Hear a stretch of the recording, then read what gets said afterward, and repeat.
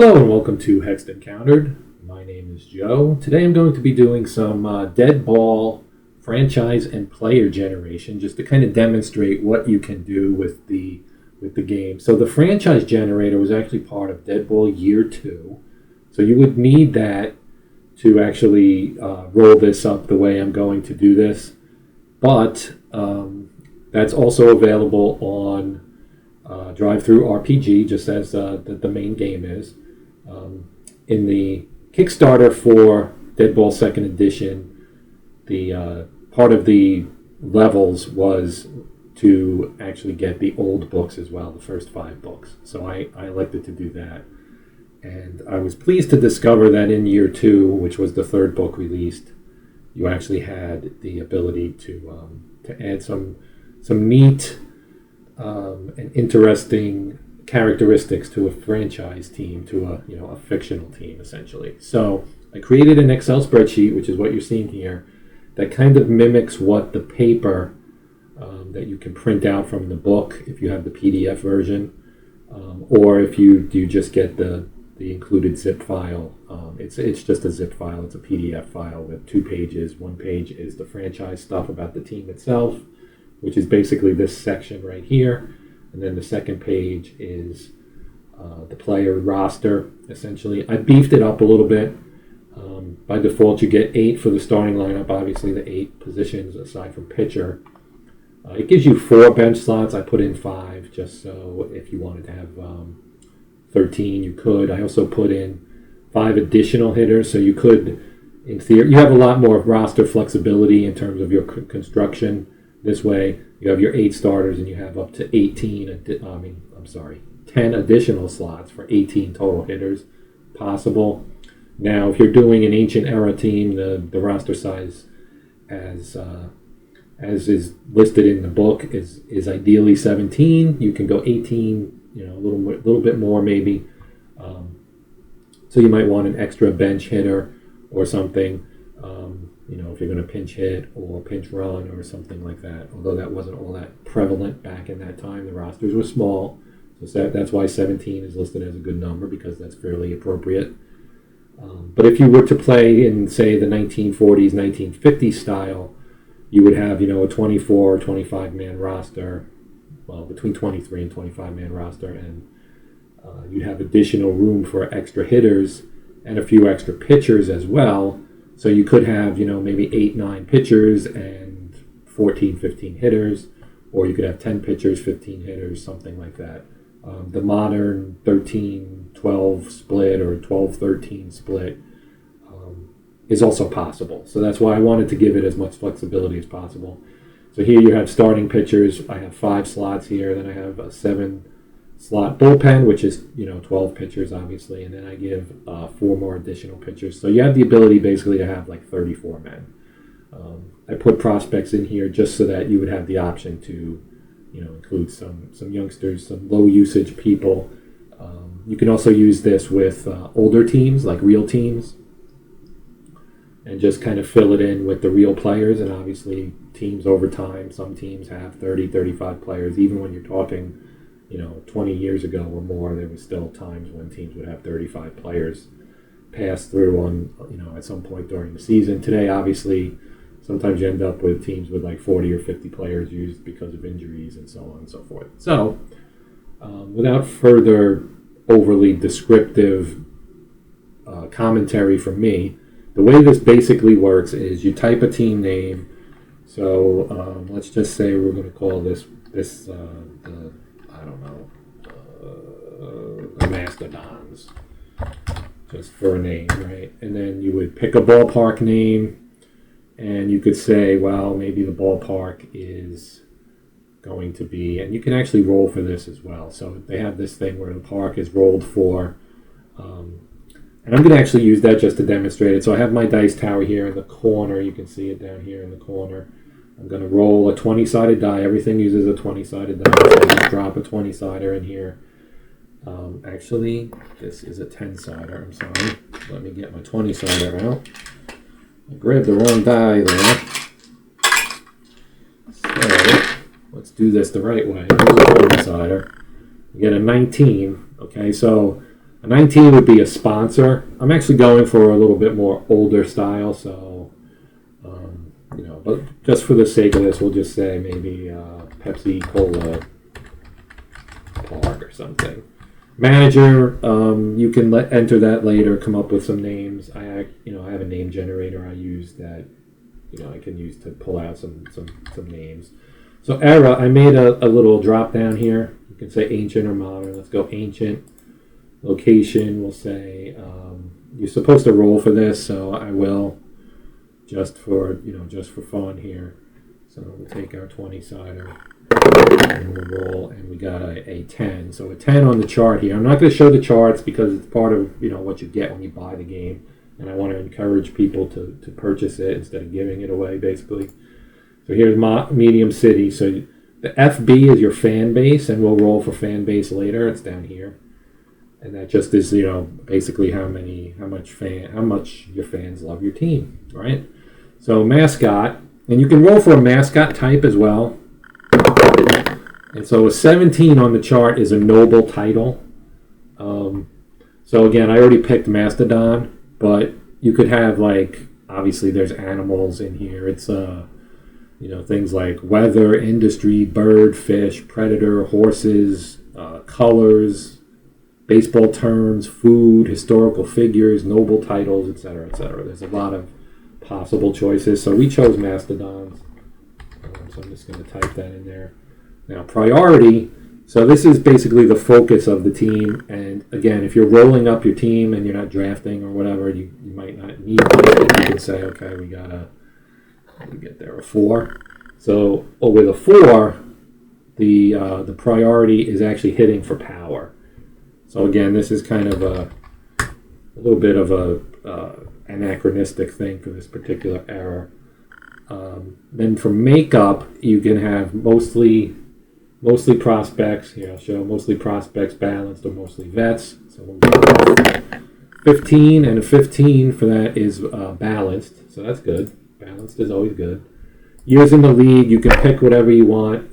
Based on this, you can say you get a little bit of a boost in fan base if you're an expansion team or a relatively new team or a really old team that's been in the league for a long time. So we'll just say that we're 5 to 9 years. It's a relatively new team. Last title, same kind of thing. Did you win recently?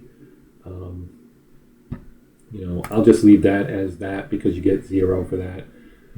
It doesn't really make sense 5 to 9 years and your last title was 10 to 24. I should have put a none in there maybe, but we'll just go with that. Then your owner, right? So for your owner, you can do things like they have backgrounds. I didn't put a drop down in for this, but there are 20 different backgrounds, one for each die roll. So if I roll the die here, we get a 5. A 5 is heir to the previous owner. So then you could have if your owner was Eustace Grant. This could be just type in heir of previous owner, heir of owner, or something like that. And I would actually change this. As you can see, I didn't quite finish tweaking this, and I made this a little bit smaller as well so that it fits a little better in there. For personality, you can roll for that as well. And there's 20 different personalities listed, and number 20 is unbalanced, so that's an interesting one, like a George Steinbrenner type. Ballpark, your name, so we have Pepsi Cola Park, right? Location, so you roll for your location. We'll roll fan base last. So your location is an 8, and that's riverfront. Okay, so we don't even know what city we're in necessarily, but that's fine. Stadium type. Okay, stadium type for ancient. There's stadium types for ancient and modern. So we'll roll on the ancient table, and we got a 2. So that's a wood frame pavilion. We'll do wooden. And base capacity is 5,000, and you can roll twice for quirks, and we'll get the quirk in a moment. Now capacity, we roll a D10. So let me grab my D10. Where is it? Here it is. So 8. We got an 8, and the base was 5, so we get a 13,000 seat capacity for our ballpark here. Turf is going to be grass. Roof will be none. Condition,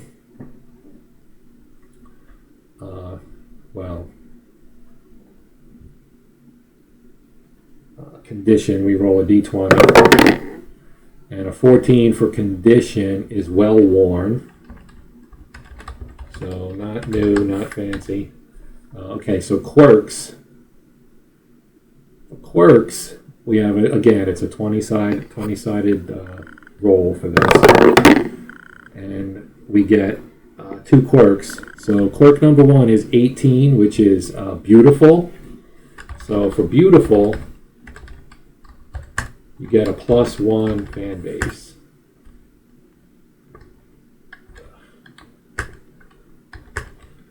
Oh, come on. All right, I forgot I have to do it this way. +1 fan base. All right. Quirk 2, we roll again. 17 is again beautiful. So I guess since we rolled the same thing, we'll just go with 1 quirk and move on. Fan base. So now we roll for our fan base. And the way fan base works is you roll your d20, and we're going to add 2 to it for the medium city and the beautiful. So we rolled a 20. So that's obsessive, 100% attendance. Team is printing money. Add quirk, home field advantage. So that's nice. So we'll add home field advantage, which gives you 1 re-roll per home game.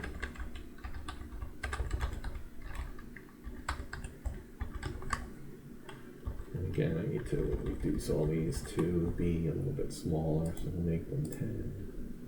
And just regular aerial, so they fit a little better.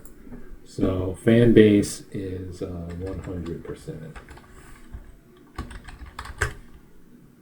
And that's better. Okay. So manager. Okay, we figure out who our manager is, and the way this works is we need a name, so we'll just say his name is Doggy Douglas. And his position, we roll, and it's a 5. That's first baseman in the majors. So you can have both majors and minors, and also never played. First base, majors. So he's a former big leaguer and played first base.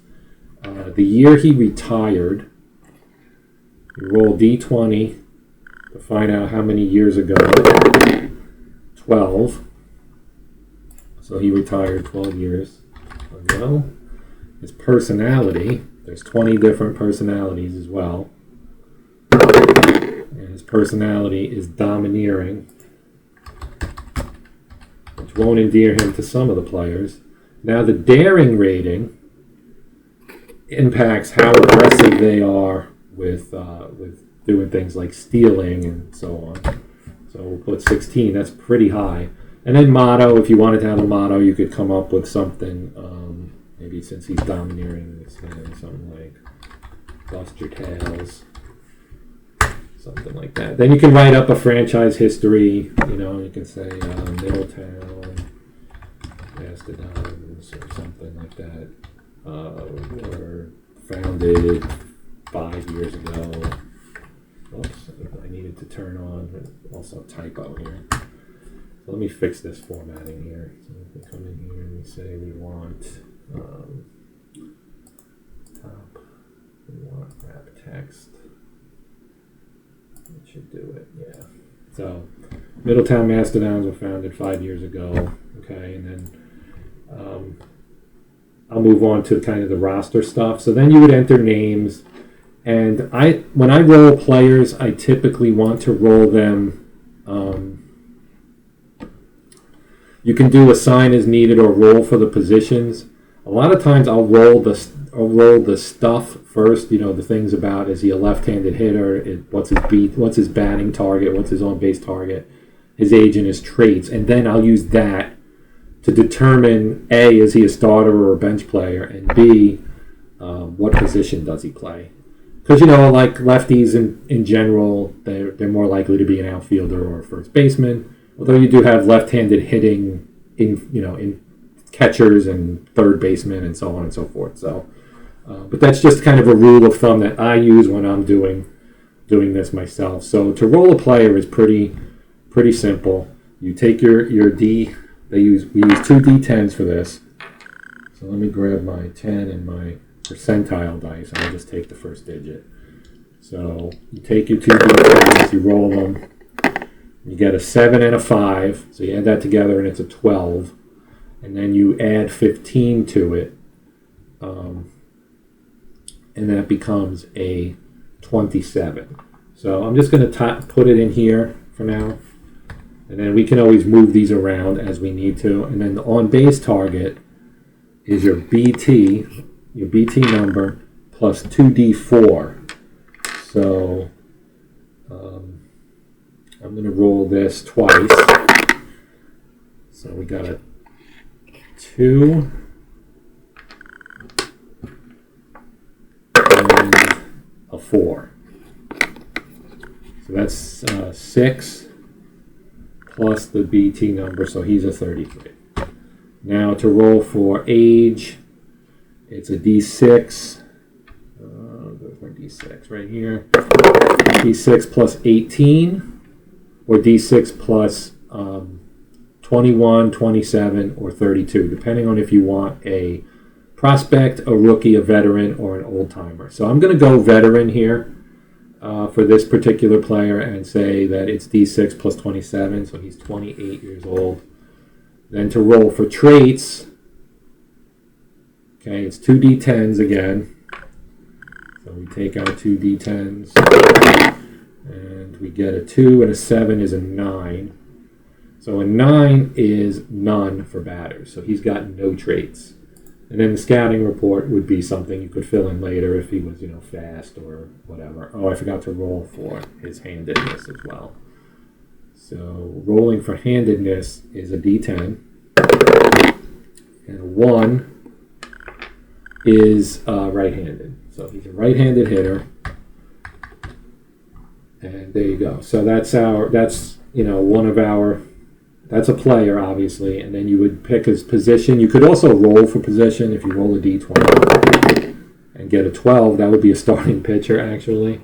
So you could do it that way and just say, okay, he's a pitcher, and just move him down here. And then you would also need to figure out his pitch die. And to do that, you roll a D8 for a modern pitcher and a D12 for an ancient era pitcher. So D12 or D12 plus 2, okay? So that's kind of how you would roll up a player. And I don't want to go, too long on this. I mean, the process repeats itself over and over again. So if we were going to let's do a second player. Let's say this guy's going to be a prospect. Okay, so we'll roll our D6 and get his age.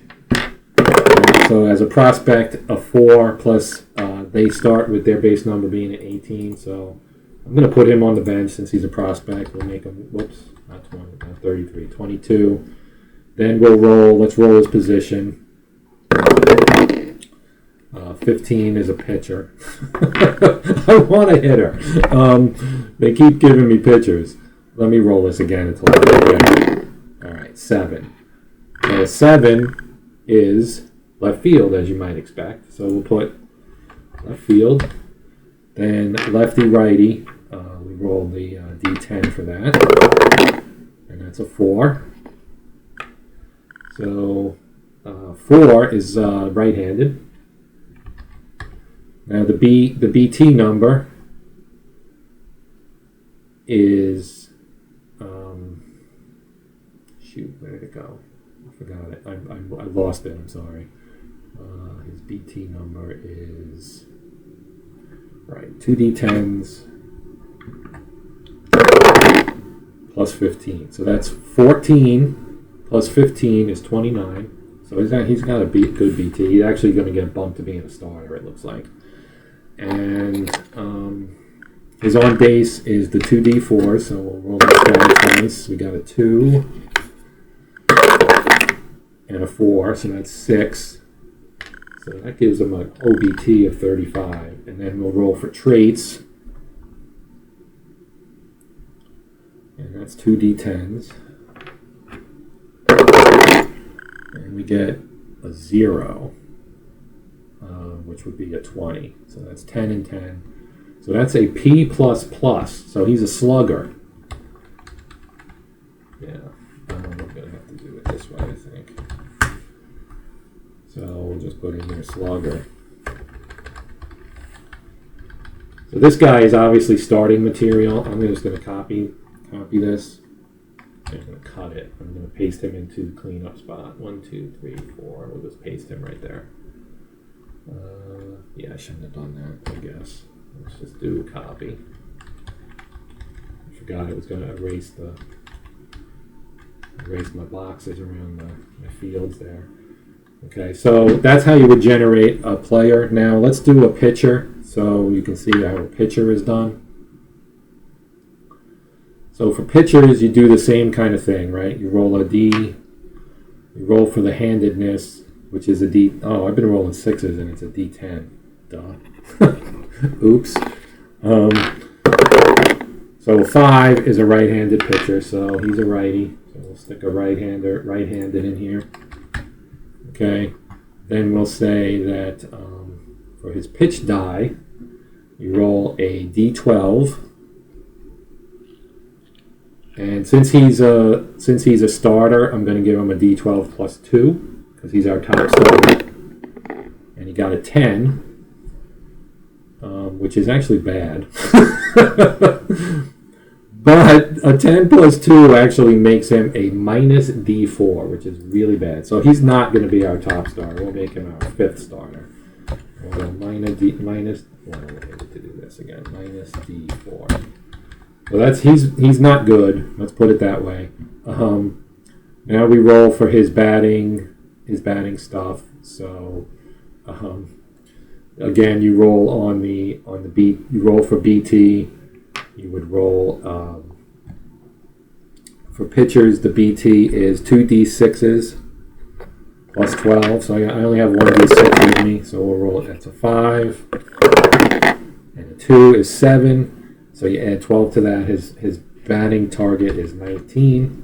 And then his on base is D8. D8 plus... where's my D8? Where's my D8? Oh, here it is. 3 plus his BT, so 22. His age, we'll say he's a veteran, or maybe even an old-timer. Let's roll an old-timer. So we roll our D6. It's a 1, so he's going to be 33. And then for traits, so for pitchers, traits, they have their own table, essentially. A 20 is none, so he gets no traits. So he's not a particularly good pitcher, and that's how you would roll up a pitcher. So again, everything's done with charts, and I was using the 2nd edition charts here for this particular part of the process. So that's how you roll up a team in, sorry, this got all discombobulated here, but that's how you roll up a team in Deadball, and even doing the stuff up here. So to me, I think this adds a lot of flavor. A lot of this stuff doesn't actually add anything to the game itself, but if you're trying to kind of give yourself some immersion in your homespun universe, this is a good way to do it. Again, I think that Mr. Akers has come up with a really, really fun and interesting baseball game. There's a lot of baseball games out there, and many of them are a lot of fun and give you great results and everything. I love History Maker Baseball. I've played Strat. I've played Pursue the Pennant. That's an all-time favorite of mine. I've played APBA. There's tons of others, Replay and all kinds of other games. Status Pro. And they're all good in their own way. And it's really like, what's your favorite flavor? It's like ice cream. What's your favorite flavor? So, don't feel like this needs to, or I'm saying that this should supplant whatever your baseball game of choice is. But, for the price, this is a really good option if you're into tabletop baseball. Not everybody is. I primarily play OOTP. The computer makes things so easy, and it can do a lot of this kind of stuff with, little quirks, and it has a ballpark designer and everything. I mean, OTP really is the ultimate baseball sandbox in that you can do anything, and it's on the computer, and it tracks all the stuff for you, all the stats, everything. It's really, really nice, obviously. This does the same kind of stuff, except you have to track it all by hand. So if you're a hands-on kind of person and you like keeping stats yourself, you like the feel of rolling dice and getting your results that way. You take your two D10s and your D20 or whatever your pitcher die may be. Maybe he's a bad pitcher, and you take a D4 and you roll your two D10s and your D4, and it's a minus. He's a minus D4, so that's a -2. So that's a 26. -2 is a 24. That's going to be a hit for a lot of the players in this game. So again, it all depends on what your likes and dislikes are. If you like it, then you should play it. It's really straightforward. So I'm going to sign off for now. I will probably do more videos on this game because I really do enjoy it. I have a lot of things I'm working on. I'm also planning a series on OTP. I'm going to build Mythic League and show how I'm building it. So you're going to see like a fictional universe built from the ground up in OTP 23. And then I'll probably do updates every season as I play through. Ultimately, Mythic League is going to be an online league, but I'm going to start in the 1870s, and I'll take the league in as live as an online league in like 1901. So we'll probably have like a 30-ish, 25 to 30 season long, what I'll call pre-play, where I'm going to basically play it as like a solo game.